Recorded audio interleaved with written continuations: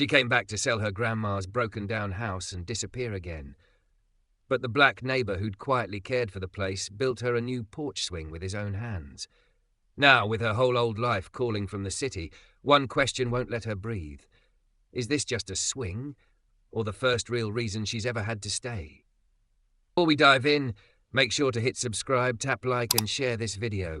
The more voices we reach, the louder these stories become. And drop your city in the comments. Let's see where love finds us. By the time Harper Quinn turned onto Willow Creek Road, the GPS had lost its mind and her nerves were already frayed to threads. The old farmhouse sat at the very end of the lane, just like she remembered.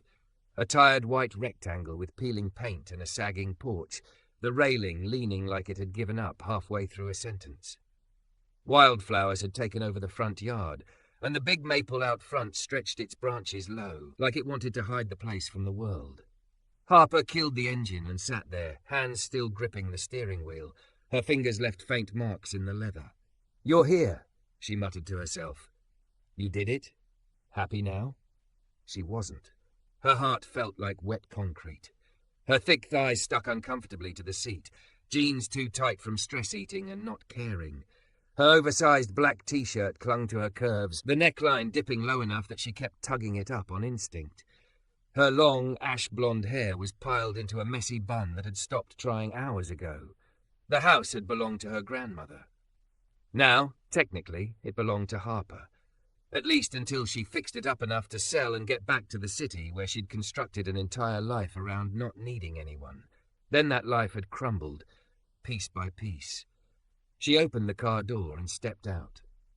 Gravel shifted under her boots. The air smelled like cut grass, damp earth, and something faintly sweet. Honeysuckle, maybe.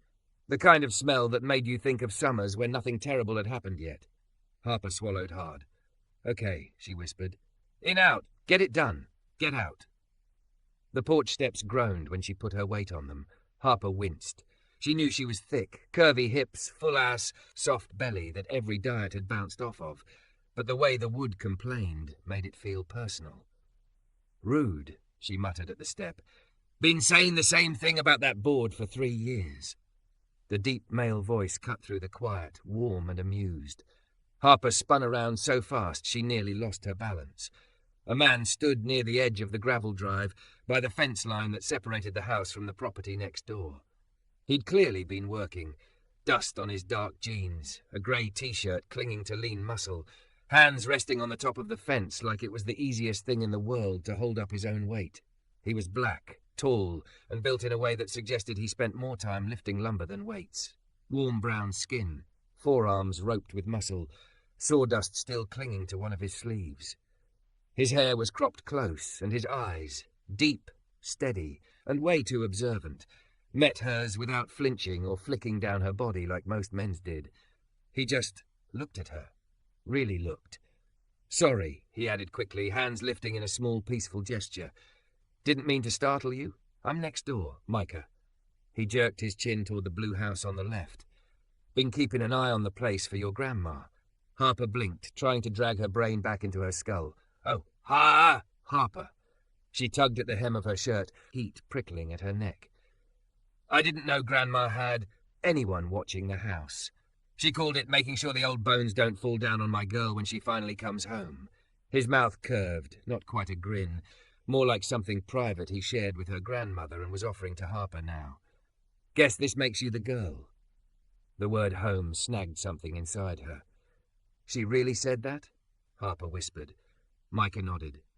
"Every time I tightened a railing or patched a board, my girl will come back. Got to give her somewhere to land." Harper glanced at the porch. Somewhere to land. The boards were warped. One corner dipped, unsteady. A once white porch swing frame still hung along the front beam, but the chains were gone and the seat itself was missing, like someone had ripped the comfort right out of it. Harper's chest clenched. "Looks like somewhere to land needs a lot of work," she said, trying to make it sound light. It came out brittle. Micah stepped closer, walking along the front boundary, eyes scanning the boards. He didn't crowd her. He stayed on the ground while she remained on the porch, like he was careful not to spook her. "She was stubborn," he said, gaze still on the house. Wouldn't let me do more than the bare minimum. Said it was your project whenever you decided to stop running. Harper stiffened. It's complicated. Aren't we all? He said simply. Silence stretched between them. Cicadas hummed from somewhere in the trees. A truck drove past at the far end of the lane and disappeared. So, Micah said at last, gesturing with his chin, you here for a bit, or just sorting things out?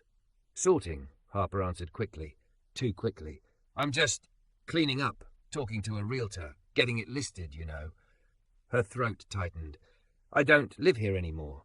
Micah's gaze flicked to her car, then back to her face. He didn't argue, but his eyes softened, and somehow that was worse.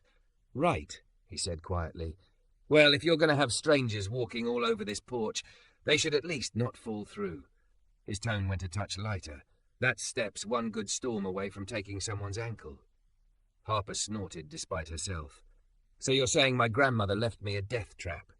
Very sentimental of her, he said, and this time the smile did reach his mouth. Just a flash, but real. I've got tools in the truck. Can take a look if you want. She hesitated. The city version of herself. The one who paid people online and never saw them in person wanted to say no. Handle it through emails. Keep things distant. But this house wasn't an email. It was peeling paint and crooked shutters and the smell of her grandmother's perfume clinging somewhere deep in the floorboards. Okay, she said finally, but I can pay you. I don't expect charity just because you knew her. Micah's brows lifted slightly. Didn't say anything about charity. I get paid for my work. He paused, then added gently, your grandma also fed me every other Sunday for 3 years, so if I knock a couple hours off the bill, don't fight me about it. Harper's throat burned. I didn't know that, she murmured. She didn't tell you everything, he said. Old ladies never do. He went to get his tools, and Harper turned back to the front door. Her hand shook when she slid the key into the lock.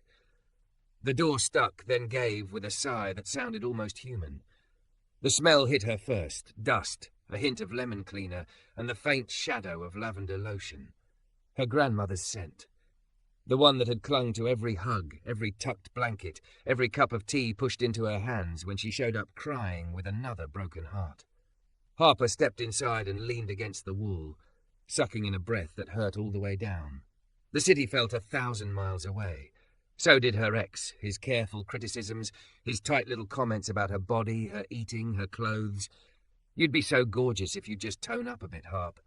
As if she weren't already gorgeous, already soft and full and vividly alive. Except she hadn't felt alive lately. Just tired. Boots thudded softly behind her. Micah appeared in the doorway with a toolbox, pausing at the threshold like he was waiting for permission to step into more than just the house. Mind if I? He asked. Yeah. Come in, Harper said, wiping at her eyes quickly. Sorry, I'm fine. Allergies. In October? He asked, one brow arched. Very aggressive dust mites, she shot back, and was startled when his low laugh rolled through the entryway, warm and deep. He nodded as if accepting her lie on the terms she needed.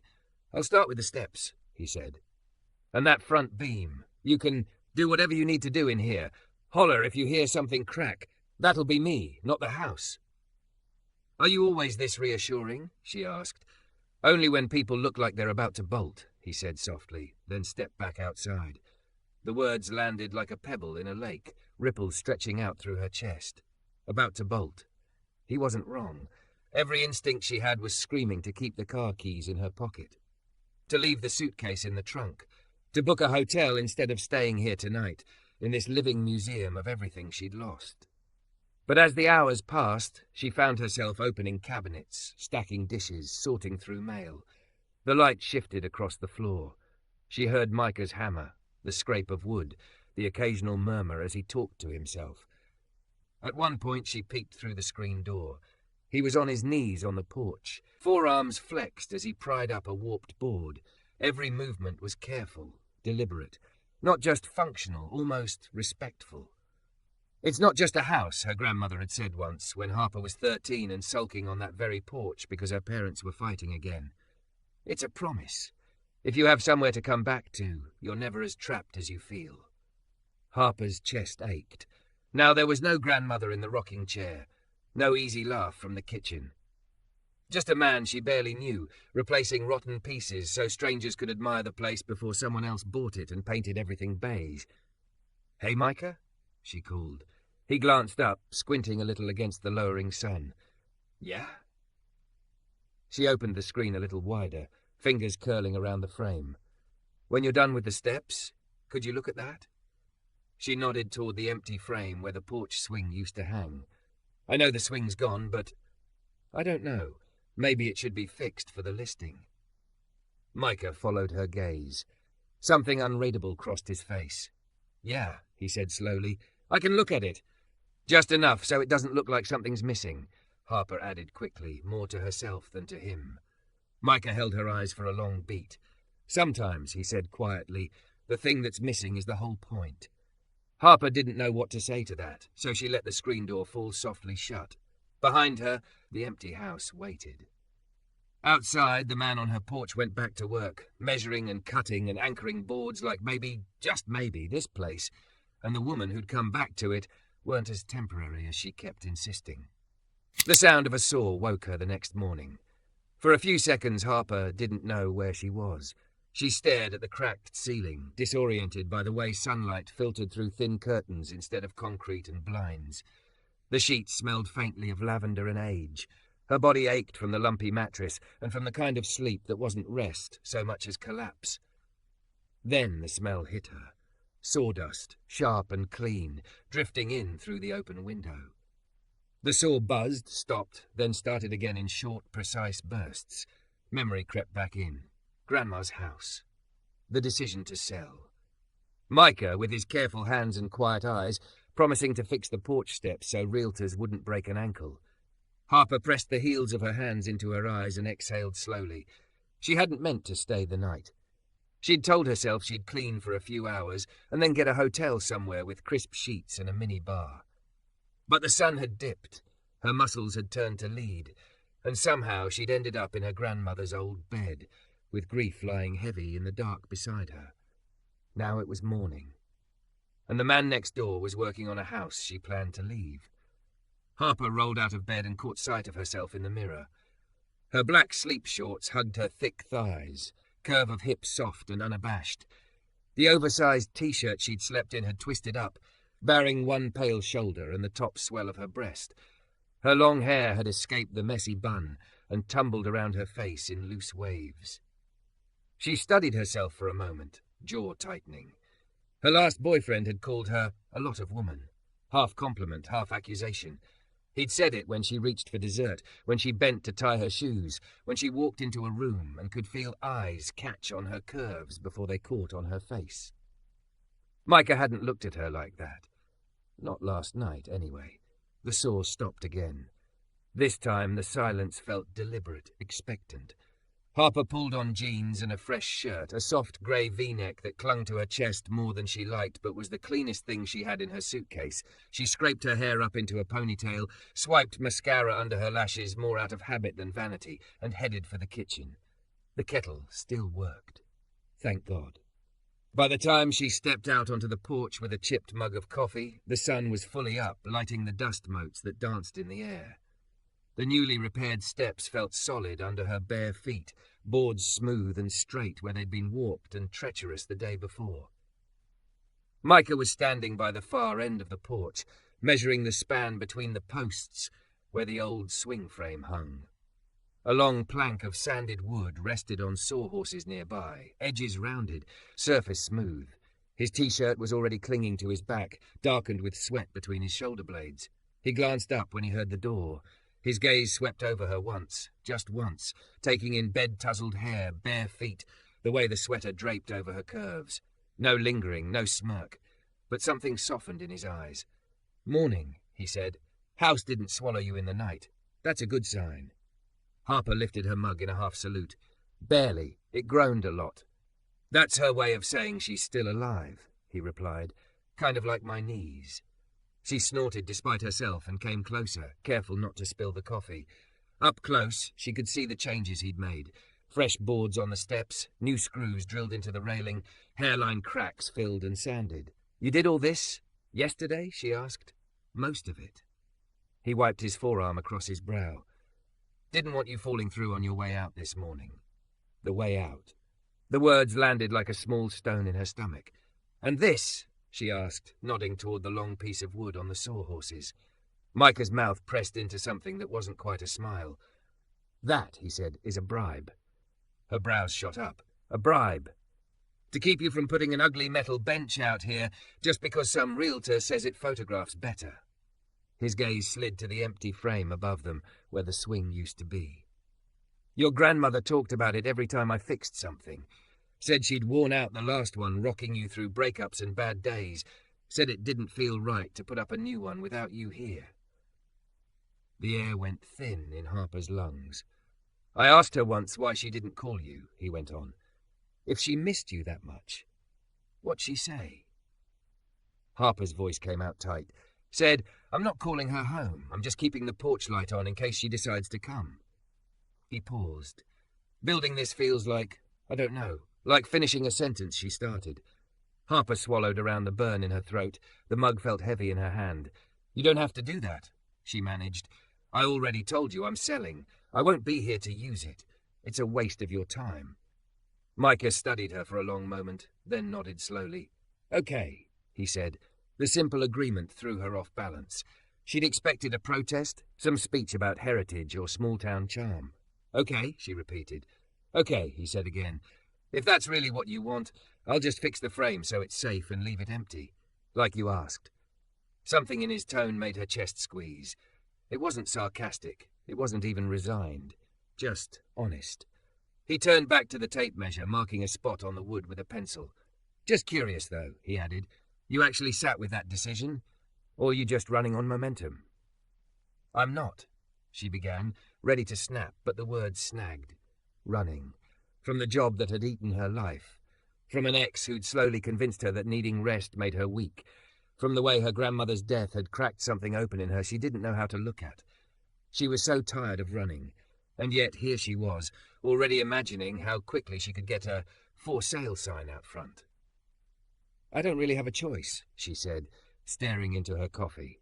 I can't afford the taxes and the repairs. I barely kept my rent going in the city. This house is a mess. Mess doesn't mean worthless, Micah said quietly. Sometimes it just means nobody's taken the time to really look at it. Heat crept up the back of her neck. I know how it looks, she muttered. Rotten boards, peeling paint, old bones. You don't have to sugarcoat it to make me feel better. I'm talking about you, Harper. Her head snapped up. He was looking at her steadily now, the morning light catching the flecks of gold in his dark eyes. His gaze didn't flinch from her full curves, her soft stomach, the way her t-shirt pulled across her chest. But he wasn't cataloguing flaws. He was noticing. Like you'd study a landscape, trying to understand it, not fix it. I've seen what a real mess looks like, he said quietly. This house just needs care. So does the woman standing in it. Harper's chest ached so suddenly she almost put a hand there. You don't even know me, she whispered. True. He nodded. All I know is you drove all the way out here by yourself, walked into a place full of ghosts, and you're still standing. That tells me something. Her laugh came out shaky. What, that I'm stubborn? That you're stronger than you think, he said simply. And that you're allowed to sit down sometimes without calling it quitting. Her eyes stung. She turned away under the pretense of taking a sip of coffee, but her hand trembled. This swing, Micah said after a moment, voice softer, it's not just a piece of wood. It's a place to stop moving, to breathe, to let yourself be held up by something that doesn't need anything back from you. He shrugged, almost self-conscious. Seems like your grandma wanted you to have that, at least once more. Harper stared at the empty frame, at the new boards under her feet, at the yard that looked both wild and familiar. You really think a piece of furniture is going to change my whole life? She asked, trying for teasing and almost making it. He smiled, slow and incomplete. I think sometimes we need a place to sit still long enough to remember what we actually want. The swing's just an excuse. The words landed somewhere deep in her. A memory surfaced. 13 years old, mascara streaked, crumpled on that old swing while Grandma rocked them gently.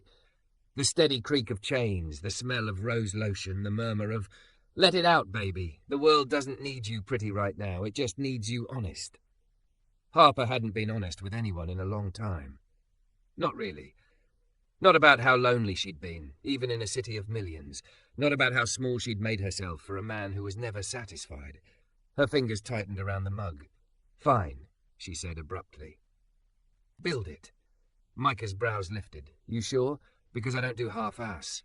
She rolled her eyes, but her lips twitched. "Do you ever do normal sentences?" "Once in a while, usually around power tools." His gaze held hers. "You're not obligated to stay because I put a swing up, Harper. You know that, right? This isn't a trap." "I didn't say it was." She hesitated, then forced the words out. I don't know what I'm doing yet.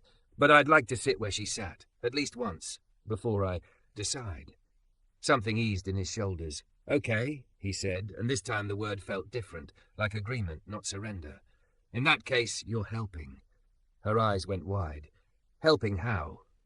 "I don't know the first thing about building anything." "Good thing I do," he said easily. "You're on sanding and holding duty. Maybe picking a stain color. Can't have me guessing what fits your porch if you're the one who has to sit on it. The realtor has to sit on it." She corrected automatically. "Sure," he said, but there was a ghost of a smile on his mouth. "We'll build it for him." Harper set her mug down on the porch railing, ignoring the way her heart was pounding. "Okay," she said again. "What do I do?" For the next few hours, the porch became its own small universe. Micah showed her how to run sandpaper along the grain, not against it, his large hand covering hers just long enough to guide the motion. Heat shot up her arm where their skin brushed, but he moved away as soon as she got the hang of it, giving her space. She focused on the rhythm. Push, pull, breathe. Sweat gathered at the small of her back. Fine dust clung to her t-shirt, to the soft skin of her forearms, catching in the fuzz of tiny hairs. Micah measured and cut, drilling pilot holes, explaining in low, patient tones what each step was for. "Weight distribution," he said at one point, tapping the thick piece of wood that would become the seat. "You brace the weak spots, the places that take the most strain. You don't see the support when you're using it, but without it, everything gives out." "Sounds like you've thought about this a lot," Harper said, sitting back on her heels. "I build a lot of places to sit," he replied. "Porches, decks, swings. People want somewhere to collapse at the end of the day. They don't always admit that when they hire me, but that's what it is." "What about you?" she asked, surprising herself. "Where do you collapse?" He paused, the drill in his hand going quiet. "Used to be right here on Sunday afternoons," he said finally, nodding toward the empty space where the old swing had hung. "Your grandma would make too much food. I'd end up over here after church, pretending I was doing maintenance while she told me stories and tried to set me up with every woman she'd ever met." The image hit Harper so hard she had to look away. "She tried to set you up?" she asked, voice barely steady. "With who?" "Everyone," he said with a quiet laugh. "Teachers, nurses, her friends' granddaughters. She'd point at the road whenever a car drove by and say, 'That's a wife going to get away because you don't have sense.'" Harper laughed, a small, startled sound that loosened something in her chest. "She always did think she knew best," she murmured. "She was right more often than not," Micah said softly, "especially about you coming back." Harper's throat closed. "Is that why you're doing this?" she asked. "Because you think this swing or whatever is going to magically make me stay and live out her dream of me having lemonade on the porch with 2.5 kids? "I'm doing this because she asked me to look after her girl if she couldn't," he said quietly. "And because you asked me to. The rest is on you." The honesty in his voice scared her more than any sales pitch would have. She looked at the half-finished swing, the seat taking shape, the back slats aligned, the heavy chains coiled nearby like waiting snakes, and felt something fragile stirring under her ribs. "This is a lot of work for someone who might just leave," she whispered. Micah met her eyes. "Maybe," he said. "Or maybe it's exactly the kind of work that gives someone a reason not to." The swing wasn't finished yet. Neither was she. By the time the sun slid low over the trees, the porch looked like a different place. The rotten boards were gone, the railing stood straight and sure, and at the centre of it all, hanging from the freshly reinforced beam, was the swing. Harper stood in the doorway, one hand on the frame, staring. It wasn't fancy. No ornate carvings, no fussy details, just clean lines, a wide seat with a gentle curve, a backrest angled so you could lean without feeling like your spine was being punished.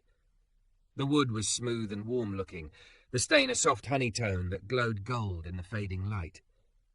Thick chains held it from above, anchored into the beam with solid hardware. It looked like it had always belonged there, like it had been waiting for her. "Well?" Micah asked from where he knelt, tucking away tools into his box. "You going to keep glaring at it, or are you going to sit down and hurt my feelings properly?" Harper swallowed. Her heart was doing an odd, fluttery thing in her chest. "I'm not glaring," she protested weakly. "You're looking at it like it owes you money." She huffed a laugh, nerves buzzing in her fingertips. Her phone vibrated in her back pocket again. The realtor, the city, the life she'd sworn was the only one that made sense. She ignored it. "How do you know it's safe?" she asked, eyeing the swing. "What if I sit down and it snaps, and I go flying into the yard?" "If it snaps, I'll give you your money back," he said. "I didn't pay you anything," she pointed out. "Exactly."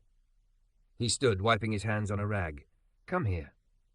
There was something in his voice, steady, low, that made her feet move even though her brain was insisting she shouldn't.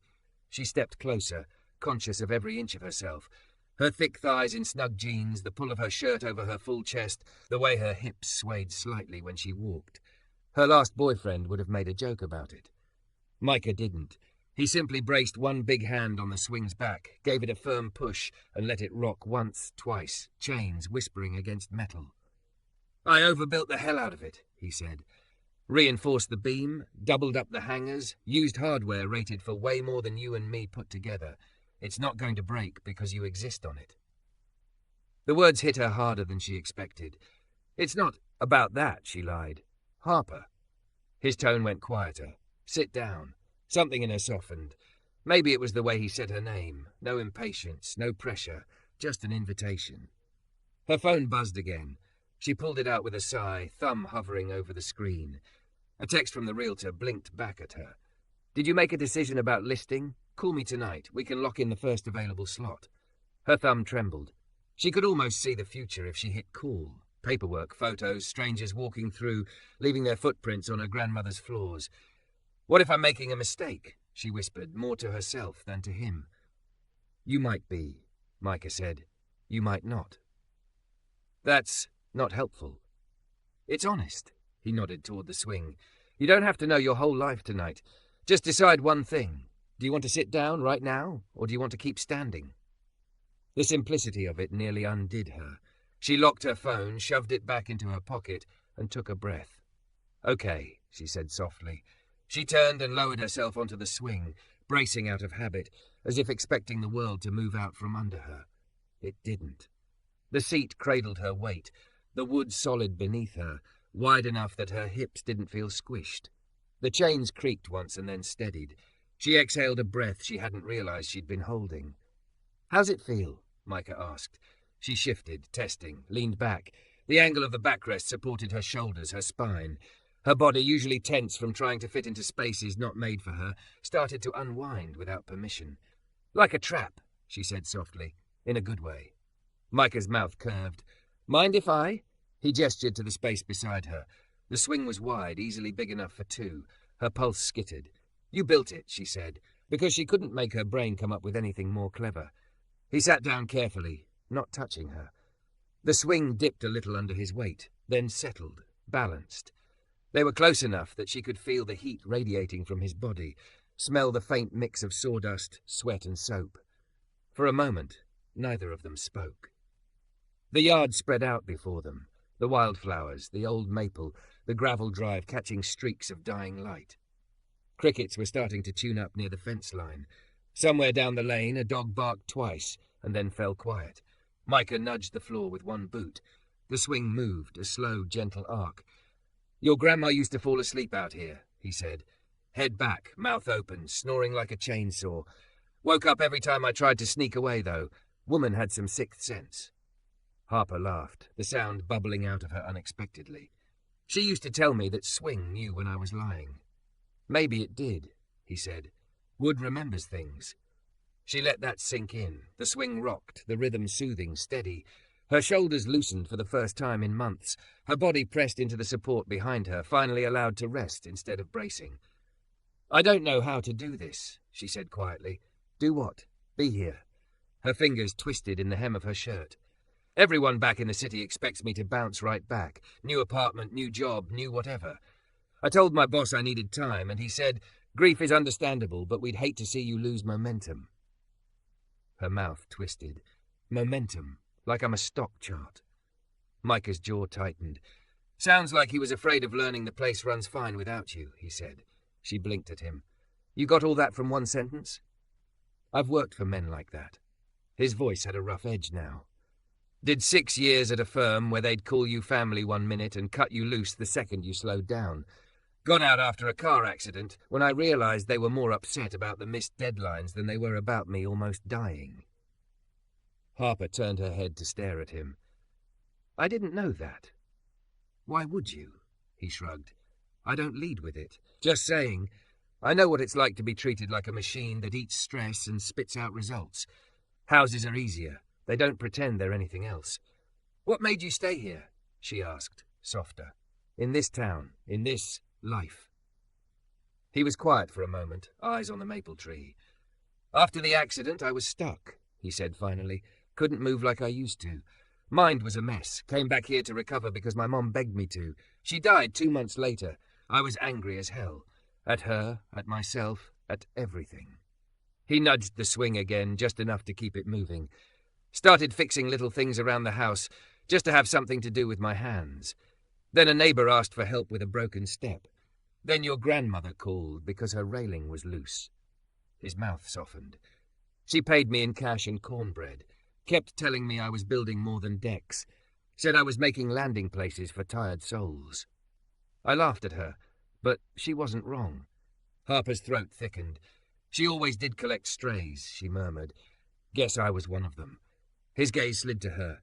"Guess you were, too." The words should have stung. They didn't. They felt right, in a way that made her eyes burn. "I don't know if I can stay," she admitted. "I don't even know what staying would look like. I don't have a job here. I don't know anyone except you. And you're—" She stopped herself. But the half-finished sentence hung between them. "And I'm—" "What?" he asked gently. "Dangerous," she blurted, then winced. "I mean, not like that. I mean, this."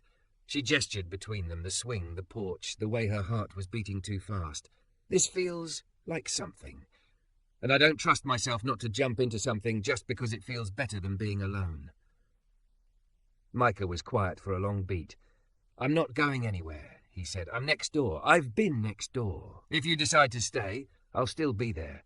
If you decide to go, I'll still be there too. The swing will still be here, whether you sit in it every day or just once before you leave." He tilted his head, eyes steady on hers. "You don't owe me a damn thing, Harper. Not a relationship, not a story, not a version of yourself that feels safer for me." Her voice came out rough. "Then what do you want?" He looked back out at the yard, jaw working as he searched for words. "I want you to make a decision that isn't about running from something," he said finally. "I want you to have one choice in your life that comes from staying long enough to hear yourself think. That's it. The rest, we'll figure out. Or we won't. But you deserve at least that." The swing creaked softly. Her chest felt too full. Her phone buzzed yet again, insistent against her hip. This time she pulled it out and stared at the screen for a long, quiet moment. Then she opened her messages.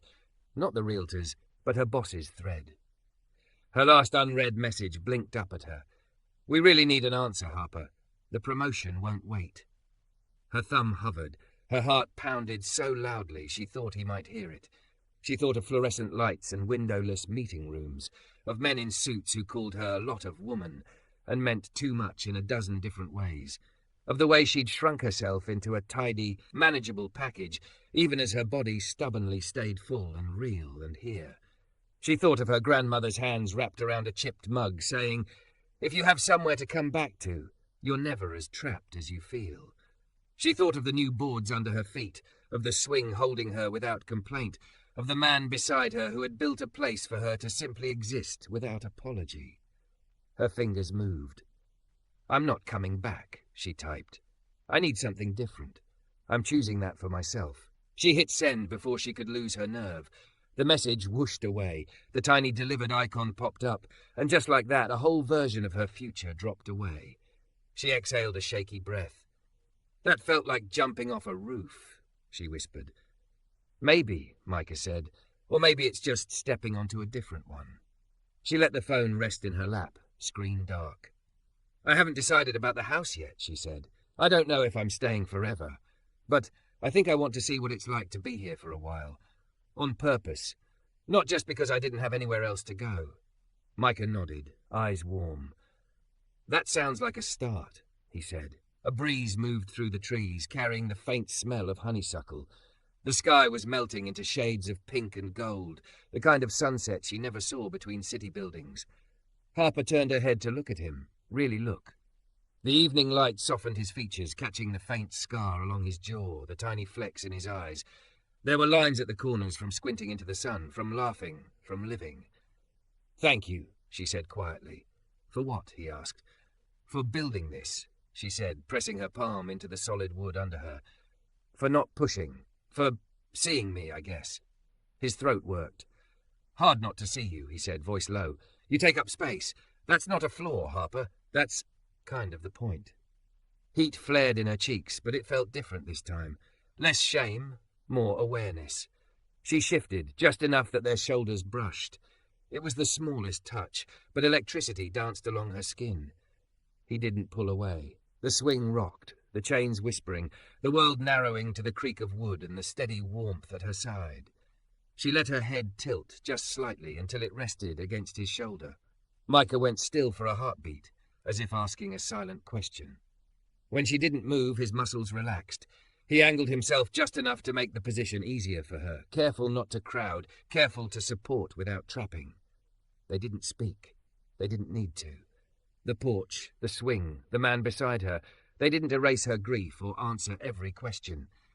They didn't fix the ache of losing her grandmother or the fear of not knowing what came next. But as the sky deepened and the first stars blinked into existence, Harper realized something quietly staggering. For the first time in a very long time, she wasn't running. She was sitting still, being held up by something that didn't ask her to be smaller, quieter, less. On a porch swing he'd built with his own hands, she found not just a place to rest, but the beginning of a reason to stay.